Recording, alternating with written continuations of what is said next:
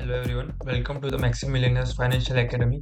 और आज के वीडियो में हम लोग देखेंगे कि आरएसआई इंडिकेटर्स हम कैसे यूज करेंगे फॉरेक्स ट्रेडिंग में। तो पहले जान लेते हैं आरएसआई इंडिकेटर होता क्या है। So the RSI indicator is a popular indicator used in forex trading to help the traders identify potential overbought और oversold conditions in the market. ये लाइन का मतलब क्या हुआ कि फॉरेक्स मार्केट में हम आरएसआई इंडिकेटर यूज करके ऐसे पोटेंशियल एरियाज फाइंड आउट कर सकते हैं जो ओवरबॉट एंड ओवरसोल्ड है। तो ओवरबॉट एंड ओवरसोल्ड का मतलब ये हुआ कि जब कोई भी एक एसेट क्लास एक ही डायरेक्शन में बहुत लॉन्गर टाइम के लिए जाता है तब एक पॉइंट के बाद उसको रिवर्स होना ही पड़ता है। फॉर एग्जांपल एक एसेट है जैसे कि गोल्ड हो गया, तो वो काफ़ी टाइम से बाइंग में है तो एक पॉइंट के बाद उसको सेल में जाना ही पड़ेगा, तो उसको कहते हैं ओवरबॉट। और काफ़ी बार ऐसी सिचुएशंस होती है जहाँ पे एक एसेट काफ़ी ही लॉन्ग टर्म से डाउन ट्रेंड में है और सेल होता जा रहा है, तो एक पॉइंट के बाद वहाँ पे भी एक बुलिश रिवर्सल आएगा और वहाँ से उसको ऊपर जाना पड़ेगा। तो ऐसी कंडीशन को कहते हैं ओवरसोल्ड। जो बहुत टाइम से सेलिंग में है उसको कहते हैं ओवरसोल्ड, और बहुत टाइम से बाइंग में है उसको कहते हैं ओवरबॉट। तो उसको हम कैलकुलेट कैसे करें, उसके ऊपर कोई नंबर होगा कि हम कैसे उसको आइडेंटिफाई कर सकते हैं। तो द आंसर इज कि जब आर एस आई 70 के ऊपर जाएगा तो हम कह सकते हैं कि वो एसेट ओवरबॉट हो गया है, और जब आर एस आई 30 के नीचे जाएगा तब हम कह सकते हैं कि वो एसेट ओवरसोल्ड हो गया है। तो ये दो इंपॉर्टेंट नंबर्स हमारे लिए, आर एस आई का 70 एंड आर एस आई का 30। ये दोनों लाइंस के ऊपर जब एसेट जाएगा या नीचे जाएगा तब हम कह सकते हैं कि जो एसेट क्लास है वो ओवरसोल्ड या ओवरबॉट की कैटेगरी में आ गया। उसके अलावा आर एस आई को हम दूसरे इम्पॉर्टेंट लेवल्स से भी पैर कर सकते हैं और हमारा जो ट्रेड सेटअप है उसको एक स्ट्रॉन्गर कन्फर्मेशन दे सकते हैं। तो आपसे ये रिकमेंडेशन है कि आप जब भी आर एस आई को यूज़ करो तो आप उसको अकेले भी यूज़ ना करिए, इंस्टेड कि आप उसको एक सपोर्ट एंड रेजिस्टेंस लेवल के साथ पैर कर लीजिए। वो आपका डायनेमिक सपोर्ट या स्टैटिक सपोर्ट भी हो सकता है, या तो फिर आप मूविंग एवरेज भी यूज़ कर सकते हो, जो हमने पिछले वीडियो में देखा था कि आप मूविंग एवरेज को भी as a support and resistance use कर सकते हो।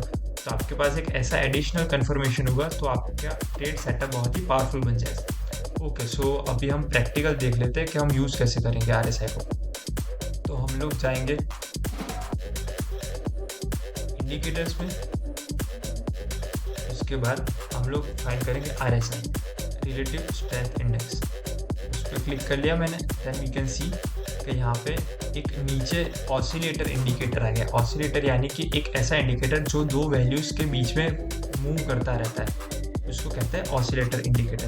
तो जैसे कि हम यहाँ पे देख पा रहे हैं, it is a perfect example कि यहाँ पे जब मार्केट बहुत टाइम तक ऊपर जा रहा था ये वाले फेज में, तब यहाँ पे भी आर एस आई हमारा उसके साथ ऊपर ट्रैवल कर रहा था। बट आफ्टर अ पॉइंट आप यहाँ पे देखिए, मार्केट ने ये 70 वाली जो लाइन है उसको क्रॉस कर लिया। यहाँ पे आप देख सकते हैं कि ये जो 70 वाली लाइन है वहाँ पे डॉटेड लाइन दिख रही होगी, और जो 30 वाला लेवल है वहाँ पे भी आपको एक डॉटेड लाइन दिख रही होगी। तो जो हमने अभी पढ़ा कि 70 एंड 30, तो ये वाले हमारे दो इंपॉर्टेंट लेवल्स हैं।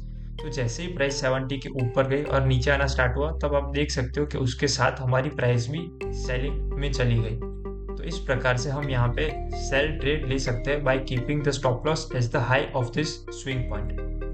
उसके अलावा और एक एग्जांपल देख लेते हैं। यहाँ पे भी हम देख सकते हैं कि जब प्राइस आर एस आई के 70 लेवल के ऊपर गया उसके बाद उसने नीचे आना स्टार्ट कर लिया। तो अभी नेक्स्ट क्वेश्चन आपका शायद ये हो सकता है कि हम टारगेट क्या रखें। तो हम टारगेट, ये जो पूरा स्विंग होता है उसका 50% हमारा फर्स्ट टीपी हो सकता है, एंड उसका यहाँ पे 70 या 75% हमारा सेकंड टीपी हो सकता है। The final TP could be the 100% of this range. तो यहाँ पे भी एक बार हम देख लेते हैं।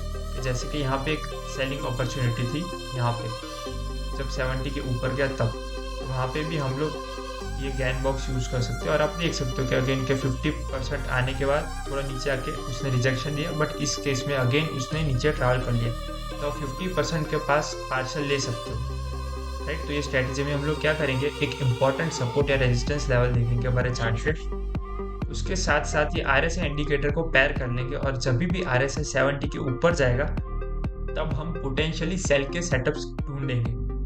और जब आर एस आई 30 के नीचे जाएगा जैसे कि इस केस में गया है, तो हम लोग बाइंग के सेटअप्स ढूंढेंगे। और आप यहाँ पे लाइव देख सकते हो कि जब आर एस आई 30 के नीचे गया है उसके बाद उसका रिवर्सल कितना ब्यूटीफुल तरीके से हमारे चार्ट पे आ गया।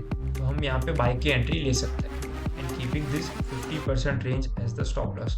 तो ये रेंज का जो 50%, सॉरी स्टॉप लॉस नहीं, टारगेट। तो ये जो हमारा रेंज का 50% हो गया, वो ऑलरेडी हमारा टारगेट अचीव हो गया है। तो हम यहाँ पे पार्शल्स कर सकते हैं और यहाँ पे 75% पे हम रेस्ट ऑफ द पोजिशंस को रनिंग छोड़ सकते हैं।